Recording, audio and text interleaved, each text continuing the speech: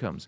When banks lend, they create money out of nothing. You know, I did the first empirical study in a 5,000-year history of banking proving that, because that was considered a conspiracy theory by those who didn't want the public to know the reality that when a bank gives a loan, even a mortgage, the money for the mortgage, the money for the loan is newly created, and the bank is allowed to add it to the money supply. And everyone can figure out, well, if they're adding new money, that has an impact. There are consequences. What is the back end? Is it 40 to 1? Because I know insurance company.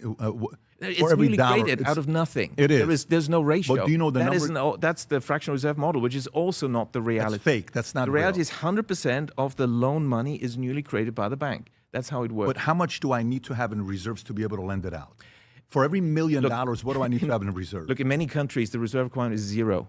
Can you check that, Rob? Which proves that, I remember England, 40 to 1 a few years ago. England, Sweden, Australia, the reserve requirement is zero. The reserves are not really what's holding things back. We have currently, in many countries, the capital adequacy model where capital is a limit.